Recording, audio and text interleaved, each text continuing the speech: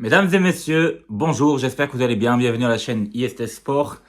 Tout simplement pour parler un petit peu du match d'hier entre le Maroc et le Brésil, donc les quarts de finale de la Coupe du Monde de futsal, sachant qu'il y a eu plusieurs matchs après qui se sont déroulés, que ce soit la France aujourd'hui qui a battu le Paraguay 2-1 et qui s'est qualifié en demi-finale, l'Argentine qui a battu le Kazakhstan 6-1 et qui s'est qualifié en demi-finale aussi pour affronter justement la France en demi-finale. Et hier, l'Ukraine qui a battu le Venezuela 9-4. Et donc l'Ukraine qui va rejoindre le Brésil en demi-finale. Donc les deux demi-finales maintenant qu'on a, on les connaît très bien. C'est Brésil-Ukraine et Argentine-France. Ou France-Argentine.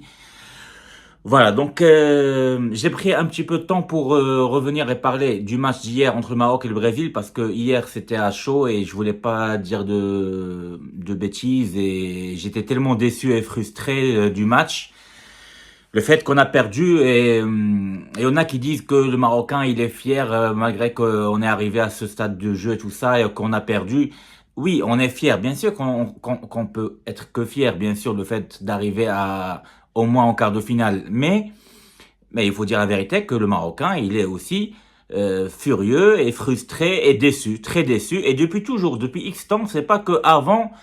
Juste le fait d'arriver en huitième ou en quart, que ce soit en 86 ou en 98 ou peu importe, n'importe quelle année, le fait qu'on arrive en demi-finale et après on dit qu'on est fier et le fait, c'est la mentalité marocaine, le fait juste d'arriver à un stade de jeu et même d'être éliminé en demi-finale ou en quart de finale ou un truc comme ça, que ce soit en Coupe du Monde 2022 par exemple, bah le fait qu'on dit bah on est fier de nos joueurs, etc. Non, la mentalité marocaine, c'est pas la mentalité de loser. Non, nous, on a été déçus après la Coupe du Monde 2022, le fait d'être arrivé en demi-finale et d'avoir perdu contre la France avec une manière où l'arbitrage était nullissime. Pareil, donc plusieurs fois, à chaque fois, on est déçu. On est touché, on est déçu, mais après, c'est normal qu'on doit être fier parce que bien sûr, on représente les Africains, les équipes musulmanes et arabes et tout ça, donc c'est normal au fait d'arriver à un stade de jeu à un niveau très élevé dans le football mondial, bah on est fier de nos joueurs bien sûr parce qu'ils ont donné ce qu'ils pouvaient donner. Maintenant, on est déçu. Ça n'empêche pas que l'un n'empêche pas l'autre, tout simplement. On est déçu, gravement déçu, mais après tout, on est fiers de nos joueurs qui ont tout donné. Pour moi, hier, ils ont tout donné. C'est vrai, l'équipe marocaine a tout donné. Juste que je suis pas trop d'accord avec Hicham Dgig. Donc, à chaque fois, il parle le fait que notre école, ça fait juste notre quatrième Coupe du Monde. En tout, depuis combien d'années? Depuis 12 ou depuis 2012. Mais en futsal, au Maroc, tout le monde joue au futsal, déjà. Donc même si avant on jouait pas en Coupe du Monde, le monde entier au Maroc, tout le peuple marocain jouait au futsal, on jouait dans la rue, on jouait dans les petites écoles, les petites ça, ce qu'on appelle le futsal, ça on le jouait même quand on était en collège, d'accord? Donc en collège, dans le terrain de handball, on jouait toujours au futsal. Donc partout dans tous les lycées et tous les collèges du Maroc, partout. Donc les talents marocains, et on a partout au Maroc. Donc le fait de dire que on n'a pas assez de gabarit, on n'a pas de pivot, on n'a pas de je sais pas quoi, des petits détails. Oui, ça se joue sur des petits détails, mais ces détails-là que c'est toi, tu n'as pas travaillé dessus. Toi, t'as voulu depuis X temps et ça marchait très bien le fait de jouer avec des joueurs qui jouent à la baballe, tout simplement, qui jouent à la baballe, qui tournent trop vite, qui avec une rotation rapide, transition rapide, qui défendent haut, qui reviennent tous derrière, qui montent pratiquement tous vers là-haut. Et le fait qu'on avait avant Jawad et le Bakkali aussi qui était bon. Le fait qu'il y avait quelques absences, et surtout Youssef Jawad et Sofiane Bakkali, ça a touché un petit peu l'équipe, c'est vrai. Là, je suis d'accord. Mais d'une manière générale, moi, quand je vois, par exemple, la dernière Coupe d'Afrique, etc., les deux équipes qu'on a sur le terrain, à part le gardien de but, on faisait tourner deux équipes, pratiquement, avec un seul joueur qui changeait avec eux, c'était Bomzo. Donc, la première équipe, c'était Sofiane Bakkali avec Driss Rasfeni, Sofiane Borit et aussi Sofiane Mesrer. Et dans la deuxième équipe, il y avait Amazel avec Sofiane Jawad et Sha'raoui qui tournait avec Bomzo et aussi le joueur Anas Laïen. Donc, d'une manière générale, il faut arrêter de dire qu'on jouait avec trois équipes. Jamais on a joué avec trois équipes. On a joué souvent avec deux équipes. Même en Coupe d'Afrique, on a joué avec deux équipes et un seul joueur ou deux joueurs maximum, comme Bouzid et Bomzo qui rentraient pour tourner avec Sha'raoui, Machelen et Amazel. Donc la plupart des fois, on jouait avec deux équipes qui tournaient. Tout le temps, tout le temps. Moi, j'ai regardé l'équipe de futsal que je suis en train de suivre depuis 2019, depuis 2020. Ça fait 5 ans maintenant. On a souvent joué avec deux équipes qui tournaient. Donc, qui faisaient des rotations, deux équipes et deux joueurs dans ces deux équipes-là qui peuvent changer de temps en temps, comme Bomzo, Sha'raoui, Amazel aussi et Bouzid. Mais les titulaires, ils sont connus, c'est Anas Laïen, Raïs Fanni, Soufiane Msrer, Soufiane Bqali, Youssef Jawad. Ça, c'était les titulaires qui sont incontournables. Et vu qu'il y avait ces absences-là, les deux, ils étaient blessés, Soufiane Bqali et Youssef Jawad. Maintenant, on les a remplacés par qui? Bah, dans la première équipe, il y avait Sha'raoui quand même. Ça veut dire qu'on avait normalement une équipe que je trouvais peut-être qui était au-dessus. Juste défensivement parlant, il y avait un problème défensif. Il y avait un problème défensif, mais avec le retour de Sofiane Bourret, normalement, on ne devait pas avoir de problème.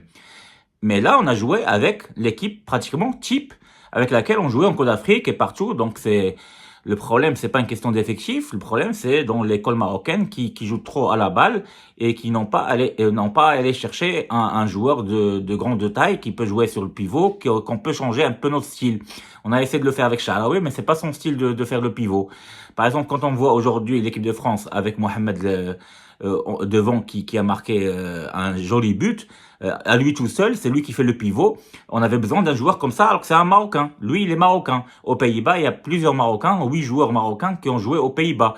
Donc, comment ça se fait qu'il y ait plein de Marocains, plein de talents marocains comme ça partout dans le monde pour venir dire que à l'école marocaine au Maroc, elle n'est pas suffisante, qu'il faut encore travailler, etc. Oui, il faut travailler, mais ceci dit, peut-être qu'il y avait des choix à faire mieux que ces choix que Hicham Gueye a fait tout simplement.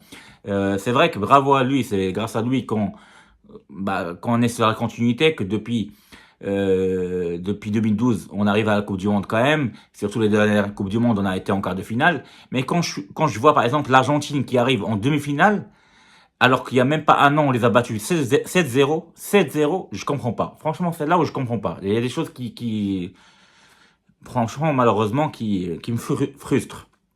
C'est vrai qu'on est tombé sur le Brésil. La France, par exemple, elle a fait exprès de ne pas jouer contre nous. Contre l'Iran, elle a perdu exprès pour jouer justement, pour avoir un chemin plus facile. Jouer la Thaïlande et après le Paraguay.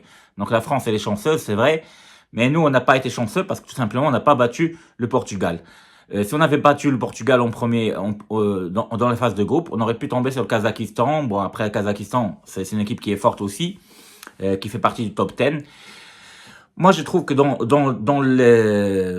parmi les joueurs qui ont mieux joué, finalement, les deux derniers matchs, c'était Anas Laïen, malgré qu'il n'a pas réussi à marquer des buts, etc. Mais il était décisif. Il était décisif et il donnait des jolies passes, sachant pendant les phases de groupe, il était absent, Anas Laïen. Soufiane Msrer, on n'a pas trouvé le meilleur Soufiane Msrer qu'on connaissait. Malheureusement, c'est vrai qu'il est présent à chaque fois, il arrive à marquer des buts, tout ça, mais dans ce dernier match, par exemple, contre Brésil, il n'arrivait pas à marquer, il n'arrivait pas à être rapide pour tirer au but et je comprends pas pourquoi il n'y a pas de joueur qui tire, qui frappe de loin, qui essaie juste de faire une feinte de frappe et qui font un petit crochet et qui frappe, voilà, qui a une bonne frappe. Le Baqali, Machelen, par exemple, Sofiane Baqali, il le fait et on avait besoin de lui parce que c'est grâce à lui, je me rappelle très bien, dans la dernière Coupe du Monde, au Coupe d'Afrique, tout ça, il nous sauvait de ces matchs-là avec ses frappes de loin. Donc le Maroc a très très bien joué, il a dominé le Brésil à tous les niveaux. On a eu 39 occasions, presque 40 occasions, alors que les Brésiliens, ils ont eu seulement 21 occasions. On a tiré beaucoup plus au but que les Brésiliens. Les Brésiliens, en bloc bas, ils ont très très bien défendu, mais ils étaient efficaces devant sur le corner à la 11e minute ou la 12e minute. À la fin de la première période, ils ont réussi à marquer et tuer le match pratiquement à 2-0. Le troisième but en deuxième mi-temps, bon, c'était fini pratiquement. En tout cas, ils étaient efficaces, les Brésiliens, malgré qu'ils n'ont pas proposé un jeu joli, mais ils étaient là, ils étaient présents, surtout sur l'efficacité et le fait de jouer un foot qui est très très simple. Alors que nous, on tournait trop avec la balle et on n'essayait pas de tout de suite de trouver une solution pour tirer au but. Donc moi, je trouve qu'il nous manque un peu d'expérience en Coupe du Monde, tout simplement. C'est vrai qu'en Coupe d'Afrique, on est les meilleurs. L'Iran, on les a battus pour la deuxième ou la troisième fois maintenant. Maintenant, il faut justement tout simplement essayer de faire mieux pendant la prochaine Coupe du Monde parce que tout simplement, essayer au moins de ne pas avoir des blessures parce que là, on a eu plein de blessures. Idrissi qui était blessé, même si c'est pas un titulaire à 100%. Un Mazel qui s'est blessé et Bouzid qui était blessé. Donc, on a joué sans ces deux joueurs-là, surtout contre le Brésil. Et malheureusement, Sofiane Bourret, il était pas très très fort. Moi, j'ai l'impression en défense, il lui manque quelque chose quand même en défense. Sharawi, il était pas à 100% non plus. Bomzo qui a marqué un joli but, le troisième but, mais c'était à cause de lui qu'on prend un but aussi, surtout le troisième but. Malheureusement, c'est fini pour nous. On doit voir qu'est-ce qu'on peut faire donc à 30, sachant qu'il n'y aura pas Soufiane Mselal et les jeunes qui ont dépassé la trentaine.